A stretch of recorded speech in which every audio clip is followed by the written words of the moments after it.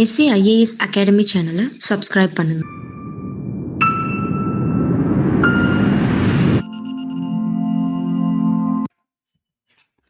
Good evening. இன்னைக்கு நம்ம பார்க்க போகிறது ஆகஸ்ட் 5ஓட கரண்ட் அஃபேர்ஸ். ஓகேங்களா? So current affairs news along with MCQs பார்க்க போகிறோம். ஓகேங்களா? So general pattern. ஓகேங்களா? ஸோ நியூஸை பற்றி கொஞ்சம் லைட்டாக டிஸ்கஸ் பண்ணுவோம். If it was an important news, so அது இம்பார்ட்டன்ட் இல்லை அப்படின்னா we will directly jump into the MCQs. ஓகேங்களா? ஸோ ஃபர்ஸ்ட் நியூஸ் பார்ப்போம். ஸோ ஃபர்ஸ்ட் நியூஸ் என்னன்னு பார்த்தீங்க அப்படின்னா, CJI chief justice of India recuses himself from Andhra Telangana case denied its share of water claims Andhra Pradesh. ஓகேங்களா? அதாவது இந்தியாவோட தலைமை நீதிபதி என்ன பண்ணாருன்னு பாத்தீங்க அப்படின்னா, ரீசெண்டா நம்ம ஒரு 2-3 நாளுக்கு முன்னாடி கூட கரண்ட் அஃபேர்ஸ்ல பார்த்தோம் இல்லைங்களா? அதாவது ஆந்திராக்கும் தெலுங்கானாவுக்கும் கிருஷ்ணா நதிநீரை பங்கிடுவதில் ஒரு பிரச்சனை இருந்துட்டு இருக்கு. அதுல ஆந்திரா என்ன சொன்னாங்க, தெலுங்கானா எங்களை வஞ்சிக்கிறாங்க, தண்ணியை சரியா கொடுக்க மாட்டேங்கிறாங்க அப்படின்ற மாதிரி ஸ்டேட்மெண்ட்ஸ் எல்லாம் கொடுத்துருந்தாங்க இல்லைங்களா? ஸோ இந்த கேஸ் அப்படிங்கறது வந்து பாத்தீங்க அப்படின்னா, சுப்ரீம் கோர்ட் என்ன சொல்லிருச்சப்போ, இந்த கேஸை நாங்க மத்தியஸ்தம் பண்ணி வைக்கிறோம், மீடியேட் பண்றோம், இந்த பிரச்சனை முடிவுக்கு கொண்டு வரதுக்கு நாங்க மத்தியஸ்தம் பண்றோம்னு சொல்லியிருந்தாங்க. பட் இந்த கேஸ்ல இருந்து என்னாச்சுன்னு பாத்தீங்க அப்படின்னா, சீஃப் ஜஸ்டிஸ் ஆஃப் இந்தியா அப்படிங்கிறவர் இந்த கேஸ் எடுக்கக்கூடிய அமர்வு பெஞ்சில் வந்து நான் இருக்க மாட்டேன் அப்படின்னு சொல்லி அவரு வெளியேறிட்டார். ஏன் அப்படின்னு வந்து பாத்தீங்க அப்படின்னா, அவரும் வந்து பாத்தீங்க அப்படின்னா ஆந்திராவை சார்ந்த ஒரு நபர் இல்லைங்களா? ஸோ அந்த நிலப்பரப்பை சார்ந்த ஒரு நபர் இல்லைங்களா? ஸோ இது தேவையில்லாம ஒரு கான்ஃபிளிக்ட் தான் உருவாக்கும்னு சொல்லிட்டு அவரு அந்த அமர்வுல இருந்து அவர் தன்னைத்தானே விலக்கிக்கிட்டாரு. அவருக்கு பதில் வேற ஒருத்தர் வந்து அந்த அமர்வை தலைமை தாங்குவாங்க. ஓகேங்களா? ஸோ இதை பேஸ் பண்ண கொஸ்டின் என்னன்னு பாத்தீங்க அப்படின்னா, who is most commonly known as master of roster especially in India. ஓகேங்களா? ஸோ இந்தியாவில் மாஸ்டர் ஆஃப் ரோஸ்டர் அப்படின்னு யாரை கூப்பிடுவாங்க அப்படிங்கிறது தான் கேள்வி. ஓகேங்களா? Option A prime minister, option B president, option C chief justice of India, option D speaker of Lok Sabha. ஓகேங்களா? இதுக்கான கரெக்டான ஆன்சர் என்னன்னு பாத்தீங்க அப்படின்னா, ஆப்ஷன் சி தலைமை நீதிபதி, இந்தியாவின் தலைமை நீதிபதி. அது ஏன் மாஸ்டர் ஆஃப் ரோஸ்டர் அப்படின்னு பாத்தீங்க அப்படின்னா, எந்த அமர்வுக்கு எந்த கேஸ் போகணும் அப்படிங்கிறத முடிவு பண்ணக்கூடிய அதிகாரம் யாருக்கு இருக்குன்னு வந்து பாத்தீங்க அப்படின்னா, அது தலைமை நீதிபதி, இந்தியாவின் தலைமை நீதிபதிக்கு தான் இருக்கு. ஓகேங்களா? அதே மாதிரி ஒரு ஹைகோர்ட்ல ஒரு கேஸ் எந்த பெஞ்சுக்கு போகணும் அப்படிங்கறத யார் முடிவு பண்ணுவான்னு பாத்தீங்க அப்படின்னா, again it was none other than அந்த நீதிமன்றத்தில் இருக்கக்கூடிய தலைமை நீதிபதி, chief justice of particular high court. ஓகேங்களா? ஸோ அதனால சீஃப் ஜஸ்டிஸ் தலைமை நீதிபதிகளை வந்து என்ன சொல்லுவாங்க பாத்தீங்கன்னா, மாஸ்டர் ஆஃப் ரோஸ்டர் அப்படின்னு சொல்லுவோம். ஸோ நெக்ஸ்ட் நியூஸ் என்னன்னு பாத்தீங்க அப்படின்னா, Tamil Nadu to provide 7.5% quota to government school students in professional courses. ஓகேங்களா? அதாவது இதுக்கு முன்னாடி என்னாச்சுன்னு வந்து பாத்தீங்க அப்படின்னா, நீட்டுக்கு கவர்மெண்ட் ஸ்கூல் ஸ்டூடெண்ட்ஸ்க்கு 7.5% ரிசர்வேஷன் கொடுத்துருந்தாங்க இல்லைங்களா? ஹரிசாண்டல் ரிசர்வேஷன் கொடுத்துருந்தாங்க இல்லைங்களா? ஸோ அதை வந்து இட்ஸ் அ வெல்கமிங் மூவ் அப்படின்ற மாதிரி எல்லாருமே சொல்லிட்டாங்க. சென்ட்ரல் கவர்மெண்ட்ல இருந்து, சுப்ரீம் கோர்ட்ல இருந்து, ஹை கோர்ட்ல இருந்து எல்லாருமே இட் வாஸ் ஒரு நல்ல ஒரு இனிஷியேட்டிவ்ன்ற மாதிரி சொல்லிட்டாங்க. ஸோ தமிழ்நாடு கவர்மெண்ட் அப்படிங்கிறவங்க என்ன பண்ணிருக்காங்க, பிரசன்ட் கவர்மெண்ட் இன்னும் ஒரு ஸ்டெப் முன்னாடி போய் என்ன பண்ணிருக்காங்கன்னு பாத்தீங்க அப்படின்னா, அதை எல்லா ப்ரொஃபஷனல் கோர்சஸ்க்கும் நாங்க இம்ப்ளிமெண்ட் பண்றோம் அப்படின்னு சொல்லியிருக்காங்க. ஓகேங்களா? அதாவது லா ஆகட்டும், ஆர்கிடெக்ட் ஆகட்டும், அதே போல இன்ஜினியரிங் ஆகட்டும், ஸோ இந்த எல்லா கோர்சஸ்க்கும் நாங்க இதை ஃபர்தரா 7.5% கோட்டா வந்து எக்ஸ்டெண்ட் பண்றோம் அப்படின்னு சொல்லியிருக்காங்க. ஓகேங்களா? இவங்க தன்னிச்சையா முடிவெடுக்கல. இந்த முடிவை யார் வந்து ரெக்கமெண்ட் பண்ணாங்கன்னு பாத்தீங்க அப்படின்னா, ஒரு பர்டிகுலர் கமிஷனை அமைச்சிருந்தாங்க. ஓகேங்களா? ஸோ அந்த கமிஷன் தான் இந்த ரெக்கமெண்டேஷன்ஸை கவர்மெண்ட்டுக்கு கொடுத்துருக்காங்க. ஓகேங்களா? ஸோ கவர்மெண்ட் அப்படின்னு சொல்லும் போது ஸ்பெசிஃபிக்கா கொடுத்தது வந்து பாத்தீங்க அப்படின்னா, ஸ்டேட் டெவலப்மெண்ட் பாலிசி கமிட்டி கவுன்சிலுக்கு தான் கொடுத்துருக்காங்க. ஸோ ஓகேங்களா? ஸோ அவங்க வந்து இந்த விஷயத்த, இந்த ரெக்கமெண்டேஷன் சீஃப் மினிஸ்டருக்கு ஃபார்வர்ட் பண்ணி இப்போ கவர்மெண்ட் இஸ் இந்த பிளான் டு இம்ப்ளிமெண்ட் திஸ். ஓகேங்களா? ஸோ நம்ம ஃப்ரேம் பண்ணிருக்க கொஸ்டின் என்னன்னு பாத்தீங்க அப்படின்னா, which among the following committee or commission recommended 7.5% reservation for government school students in professional courses. ஓகேங்களா? சோ பின்வரும் எந்த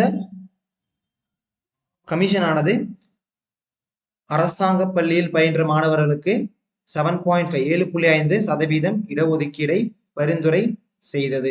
ஓகேங்களா? Option A justice A K. Rajan committee, option B justice Arumugaswamy committee, option C justice Aruna Jagadeesan commission, option D justice Murugesan commission. ஓகேங்களா? So இந்த 4 கமிட்டியில எந்த commission R committee இந்த 7.5% ரிசர்வேஷனை முன்மொழிஞ்சது அப்படின்னு கேட்டிருக்கோம். ஓகேங்களா? ஆப்ஷன் என்ன, ஆன்சர் என்னன்னு பாத்தீங்க அப்படின்னா, option D justice Murugesan committee. ஓகேங்களா? சோ மிச்ச 3 கமிட்டியும் வந்து பாத்தீங்க அப்படின்னா வேற வேற ரீசன்ஸ்க்காக அமைச்சது. இந்த என்ன ரீசன் அப்படிங்கிறது தெரிஞ்சது அப்படின்னா கமெண்ட் பாக்ஸ்ல போஸ்ட் பண்ணுங்க. ஓகேங்களா? ஸோ நெக்ஸ்ட் நியூஸ் என்னன்னு பார்த்தீங்க அப்படின்னா அடையார் கேன்சர் இன்ஸ்டியூட் கெட்ஸ் ஏர் ஹியூமிடிஃபையர். ஓகேங்களா. ஸோ அடையார் கேன்சர் இன்ஸ்டியூட்ல வந்து பார்த்தீங்க அப்படின்னா புதுசாக ஏர் ஹியூமிடிஃபையரை வந்து இன்ஸ்டால் பண்ணியிருக்காங்க. ஓகேங்களா. ஏர் ஹியூமிடிஃபையர் அப்படிங்கிறது என்னன்னு பார்த்தீங்க அப்படின்னா காத்துல சுத்தி இருக்க பகுதியில் காத்துல சரியான அளவுல ஈரப்பதத்தை மெயின்டைன் பண்றதுக்கான ஒரு கருவி தான் என்னன்னு பார்த்தீங்க அப்படின்னா ஏர் ஹியூமிடிஃபையர் அப்படிங்கிறது. ஓகேங்களா. ஸோ காற்றுல சுத்தி இருக்க காற்றுல சரியான ஈரப்பதத்தை மெயின்டைன் பண்ணிட்டோம் அப்படின்னா நம்மளுக்கு எந்த டெம்பரேச்சர் எந்த எக்ஸ்ட்ரீம் டெம்பரேச்சர் போனாலும் நமக்கு பெரிய அளவுக்கு வித்தியாசம் தெரியாது. ஓகேங்களா. பட் இது என்னன்னு பார்த்தீங்க அப்படின்னா ஒரு ஸ்டேட் லெவல்ல ஒரு சிட்டி லெவல்ல ஒரு கண்ட்ரி லெவல் நம்ம இந்த ஏர் ஹியூமிடிஃபையரை இன்ஸ்டால் பண்ண முடியாது. அப்படி இன்ஸ்டால் பண்ண இந்தியா ஃபுல்லாக நம்ம இன்ஸ்டால் பண்ணிருக்கலாம். ஸோ இது இந்த மாதிரி நம்ம மிகப்பெரிய வைட் ஸ்கேல் இன்ஸ்டால் பண்ண முடியாது. இதை வந்து க்ளோஸ்ட் என்விரான்மெண்ட்ல மட்டும் தான் நம்ம இன்ஸ்டால் பண்ண முடியும். ஒரு ரூம்குள்ள ஒரு பில்டிங்குள்ள இந்த மாதிரி க்ளோஸ்ட் என்விரான்மெண்ட்குள்ள மட்டும் தான் நம்ம இன்ஸ்டால் பண்ண முடியும். ஓகேங்களா. அதே மாதிரி அடையார் கேன்சர் இன்ஸ்டியூட்ல வந்து இந்த ஏர் ஹியூமிடிஃபையரை இன்ஸ்டால் பண்ணியிருக்காங்க. ஓகேங்களா. ஸோ இதை பேஸ் பண்ண கொஸ்டின் என்னன்னு பார்த்தீங்க அப்படின்னா who among the following is the founder of Adyar cancer institute. Adyar cancer institute founder யாரு அப்படின்னு கேட்டிருக்கோம். நிறுவனர் யாரு அப்படின்னு கேட்டிருக்கோம்.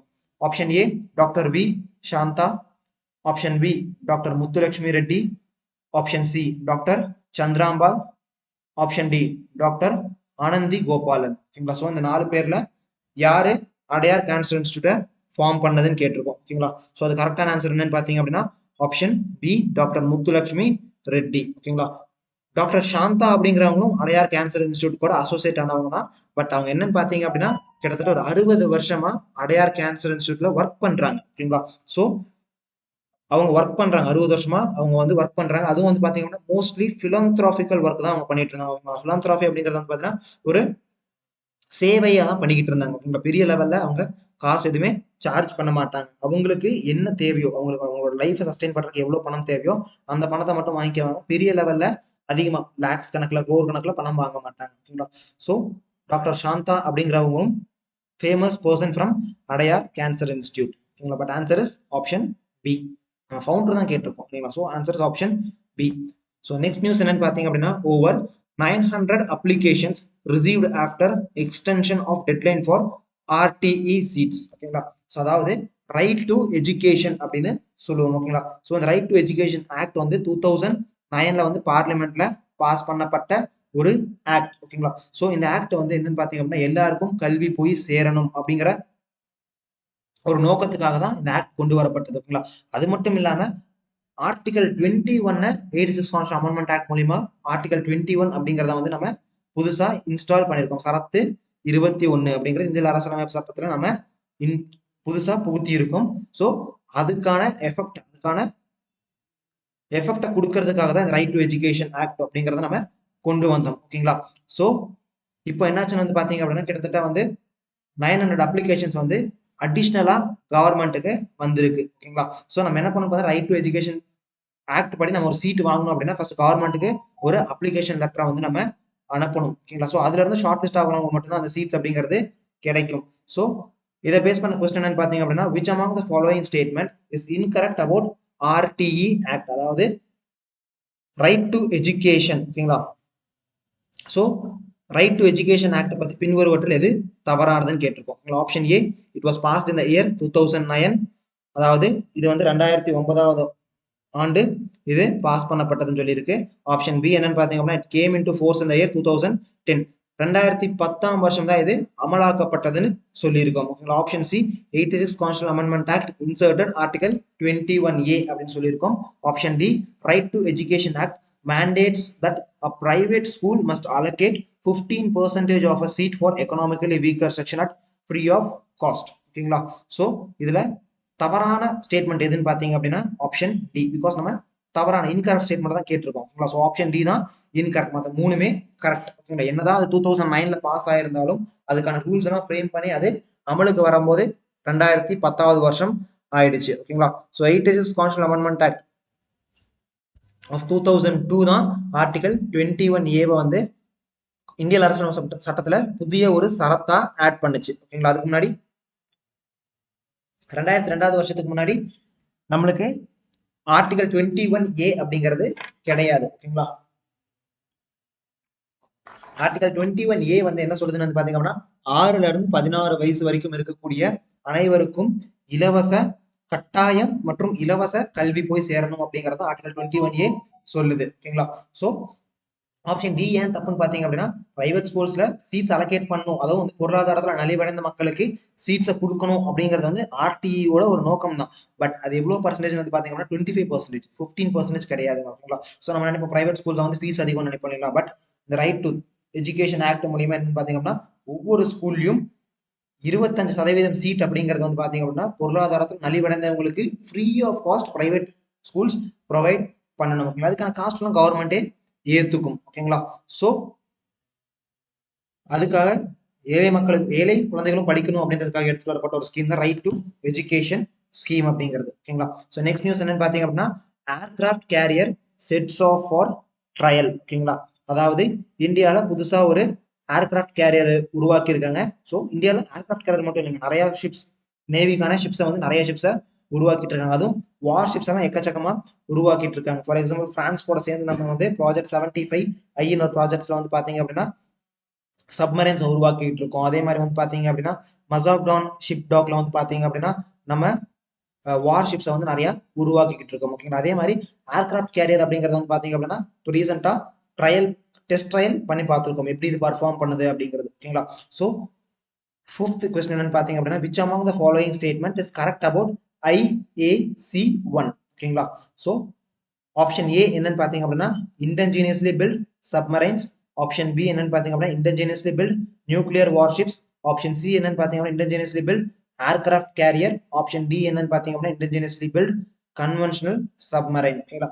ஐஏசி இதை வந்து நீங்க டீகோட் பண்ணீங்க அப்படின்னா ஆன்சரை கண்டுபிடிச்சிருக்கோம். IAC stands for indigenous aircraft carrier. So option C தான் கரெக்ட். ஓகேங்களா? பக்கத்துல ஏன் 1 போட்டிருக்கு அப்படின்னா இதான் ஃபர்ஸ்ட் நம்ம ஒரு ஏர்கிராஃப்ட் கேரியர், அதாவது விமானம் தாங்கி கப்பல், போர்க்கப்பல் அப்படின்னு சொல்லுவோம். விமானம் தாங்கி போர்க்கப்பலை நம்ம தன்னந்தனியா எந்த நாட்டோட துணையும் இல்லாம நம்ம உருவாக்கி இருக்கோம். அதனாலதான் IAC-1 அப்படின்னு சொல்றோம். ஓகேங்களா?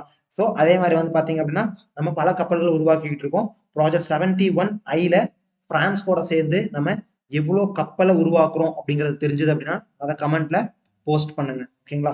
சோ இதுக்கான ஆன்சர் என்னன்னு பாத்தீங்க அப்படின்னா option C indigenously built aircraft carrier. இந்த மாதிரி கொஸ்டின்ஸ் கேட்கறதுக்கான வாய்ப்பு ரொம்ப ரொம்ப அதிகம். ஸோ இந்த மாதிரி கொஸ்டின்ஸ் வந்து பாத்தீங்கன்னா அதை ஷார்ட் ஃபார்மா கொடுத்துருக்காங்க அப்படின்னா ஆப்ஷன்ஸ்ல கம்பேர் பண்ணி பாருங்க அந்த ஷார்ட் ஃபார்ம்ஸ். ஓகேங்களா? ஸோ உங்களால அதை டீகோட் பண்ணி ஆன்சர் பண்ண முடியும். நெக்ஸ்ட் நியூஸ் என்னன்னு பாத்தீங்க அப்படின்னா language ladder for an education road black.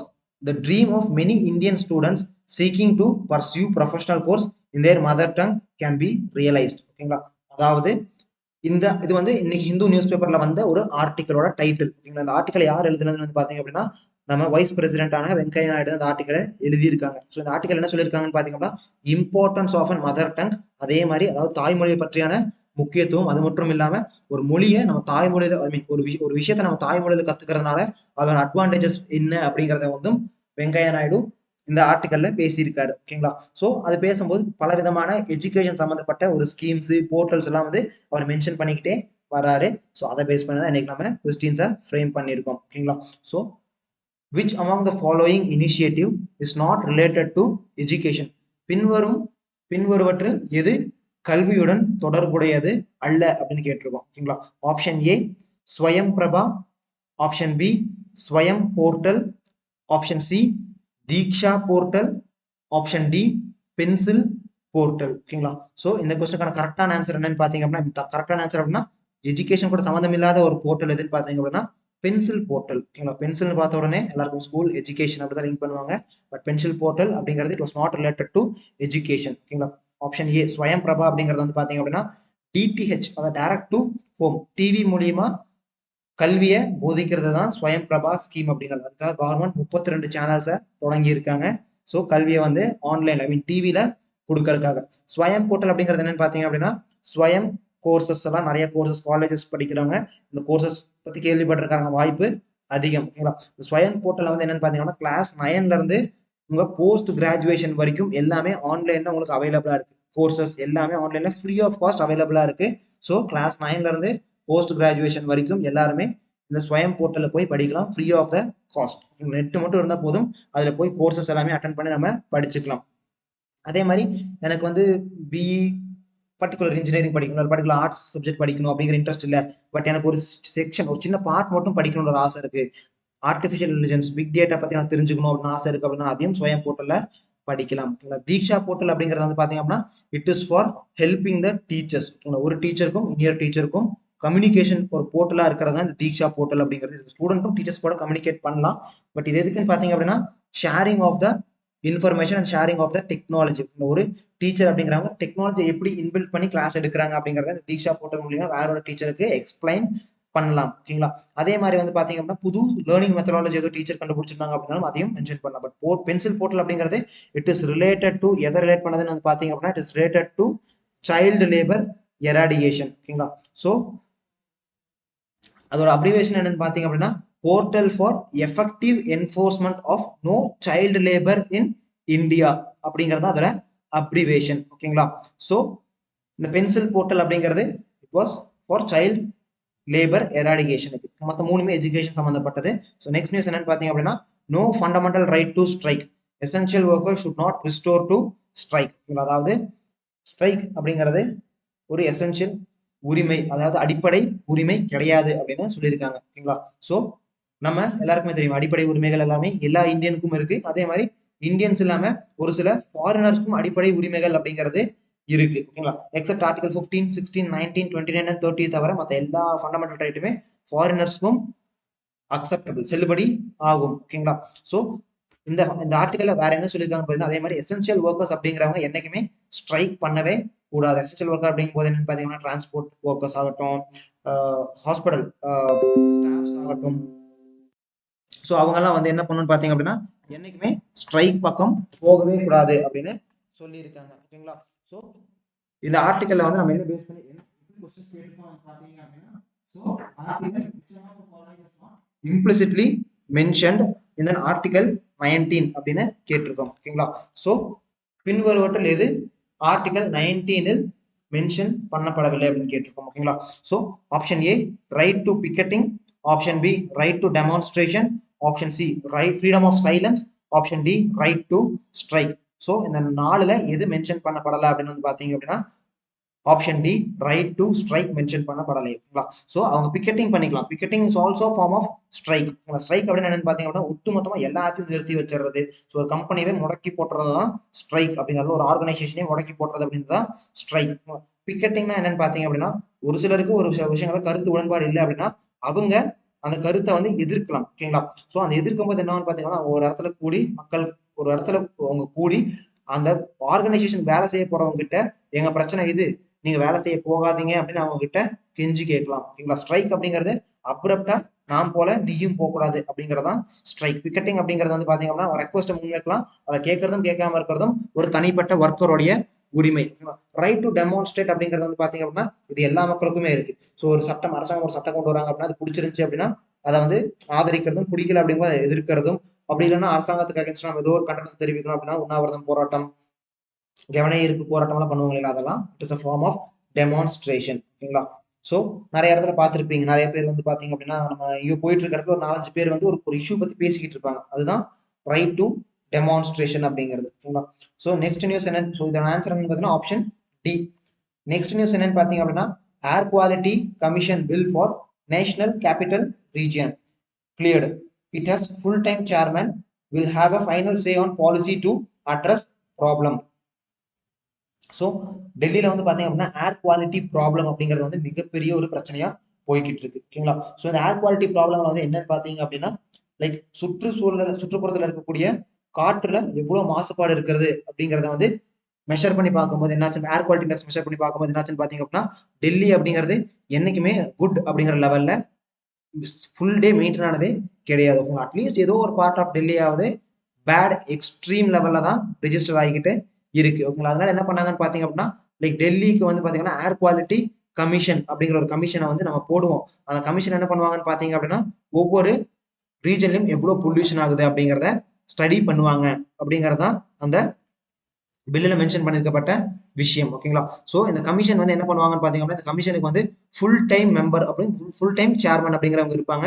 So அவங்க வந்து எந்தெந்த இடத்துலலாம் வந்து ஏர் குவாலிட்டி வந்து பாதிக்கப்படுது, எந்தெந்த ரீஜன்ல பாதிக்கப்படுது அப்படிங்கறத பார்த்துட்டு என்ன பண்ணுவாங்கன்னு பாத்தீங்க அப்படின்னா அந்த ரீஜன்ஸ் எல்லாமே வந்து ஸ்ட்ரிக்டா ஆக்ஷன் எடுப்பாங்க. ஓகேங்களா.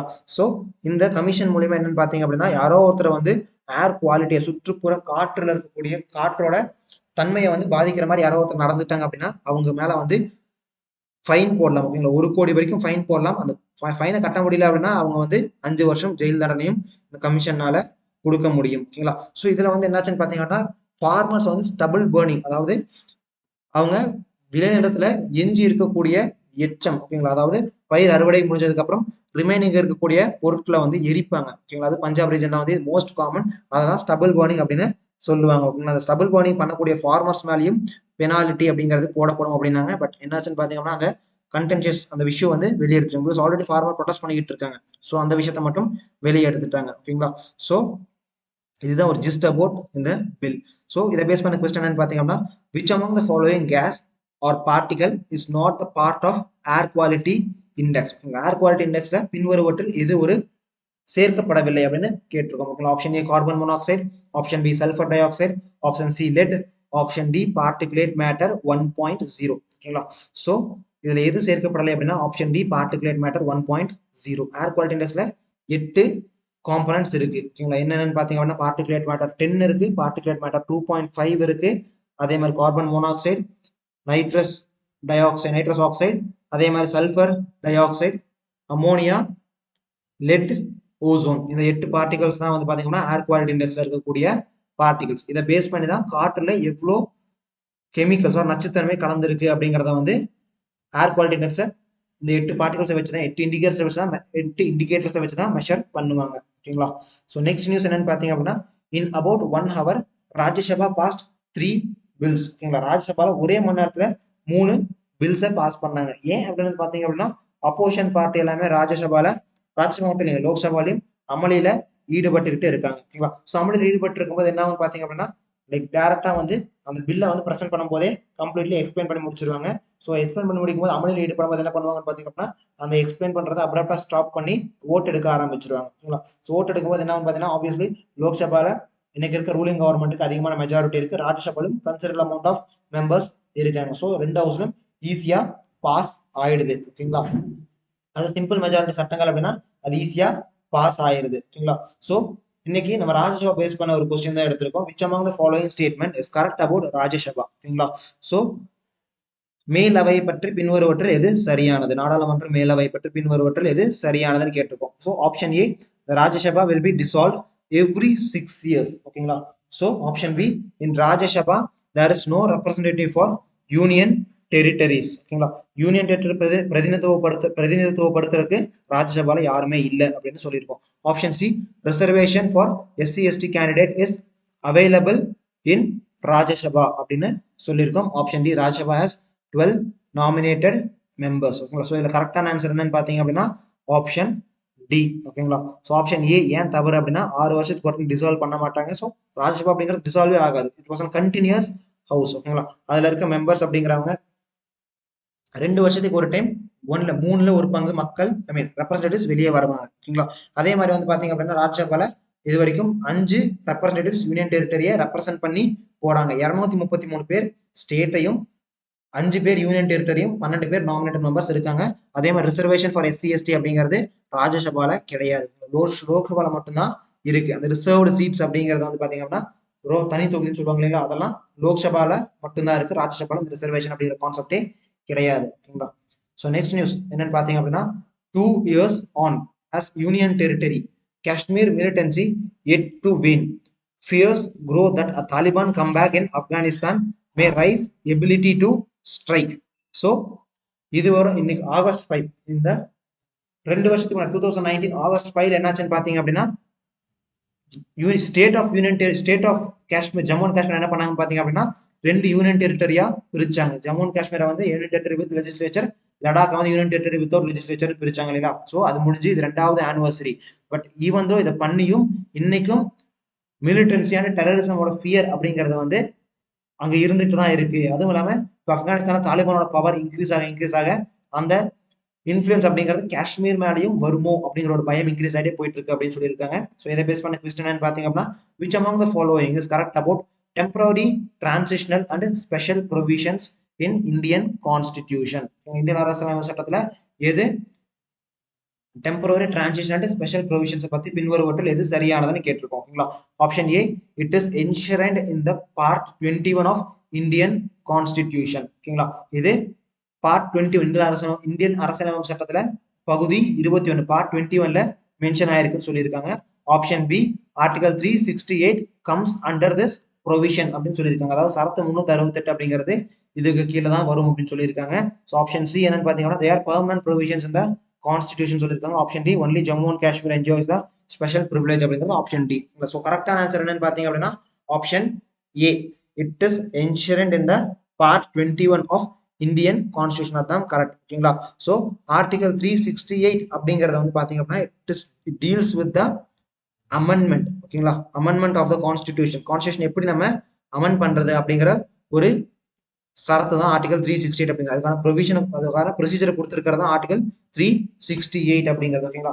அதே மாதிரி வந்து பாத்தீங்க அப்படின்னா நம்ம கொஸ்டின்ல temporary transition and special provisions தான் கேட்டிருந்தோம். ஆப்ஷன் சில வந்து பாத்தீங்க அப்படின்னா பெர்மனன்ட் ப்ரொவிஷன் இருக்கு. ஸோ ஆப்ஷன் கொஸ்டின்ல வந்து டெம்பரரின்னு கொடுத்துட்டோம். ஸோ பெர்மனன்ட் வராது. அதே மாதிரி ஆப்ஷன் டி அப்படிங்கிறது only Jammu and Kashmir enjoyed the special privilege அப்படிங்கிறது இருக்கு. ஜம்மு அண்ட் காஷ்மீர் மட்டும் கிடையாது, நிறைய ஸ்டேட்ஸ்க்கு இந்த ஸ்பெஷல் ப்ரிவிலேஜஸ் இருக்கு. ஆர்டிகல் 370 அப்படிங்கிறது குறிப்பா ஜம்மு அண்ட் காஷ்மீருக்காக மட்டுமே இருந்த ஒரு அரசியலமைப்பு சட்டம். பட் ஆர்டிகல் 371ல பல ஸ்டேட்ஸ் இருக்கு. ஸோ அதுல எந்த ஸ்டேட் உங்களுக்கு தெரிஞ்ச ஸ்டேட் ஏதாவது இருந்துச்சு அப்படின்னா அதை கமெண்ட்ல போஸ்ட் பண்ணுங்க. ஓகேங்களா? ஸோ என்னென்ன ஸ்டேட் இருக்குன்னு தெரிஞ்சுக்கிறது ஆர்டிகல் 371 வந்து ரெஃபர் பண்ணுங்க. தெரிஞ்சது அப்படின்னா கமெண்ட்ல போஸ்ட் பண்ணுங்க. ஓகேங்களா? ஸோ இன்னைக்கான கரண்ட் அஃபேர்ஸ் அப்படிங்கிறது முடிஞ்சிச்சு. ஸோ நாளைக்கு வேற செட் ஆஃப் கரண்ட் அஃபேர்ஸோட நம்ம மீட் பண்ணுவோம். ஓகேங்களா? So thank you.